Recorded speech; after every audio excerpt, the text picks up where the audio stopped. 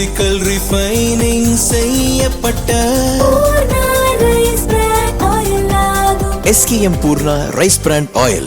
அதிமுக எம்எல்ஏக்கள் ஆதரவு இல்லாமல் தவிகவால் 5 ஆண்டு நிலையான ஆட்சி தர முடியும் என காங்கிரஸ் MP கார்த்தி சொன்னார். எந்த விதமான முடிவுமே எடுக்க முடியாது. அப்படி நான் பார்க்கல. ஒண்ணு தெரிஞ்சுங்க, தமிழக வெற்றி கழகம் இல்லாம ஒரு அரசாங்கத்தை யாராவது அமைக்கணும்னு தமிழ்நாட்டில் இந்த சட்டப்பேரவையில நினைத்தாங்கன்னா அது நடக்காது. அந்த மாதிரி ஒரு அரசாங்கத்தை அமைச்சாலும் அது ஒரு ஸ்திரமில்லாத அரசாங்கமா தான் இருக்கும்.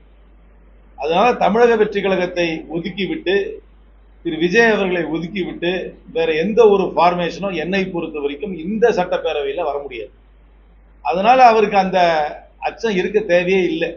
அவருடைய விட்ரா பண்ணிட்டு இன்னொரு ஃபார்மேஷன் யாராவது பண்ணிடுவாங்கன்ற அச்சம் அவருக்கு தேவையில்லாத அச்சம்.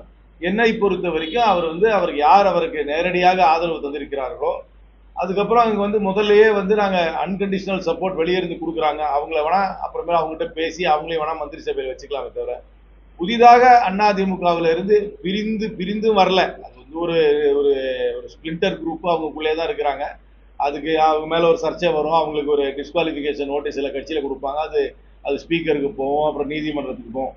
அந்த குரூப் யாராவது ஆதரவு தெரிவிச்சா வேண்டான்னு யாரும் சொல்ல போறது இல்லை. அவர்களை அரசாங்கத்துல சேர்த்துக்கணும்னு அவசியமே கிடையாது. அவர்கள் இல்லாமையே அவரால் ஒரு ஸ்திரமான அரசாங்கத்தை என்னை பொறுத்த வரைக்கும் தர முடியும்.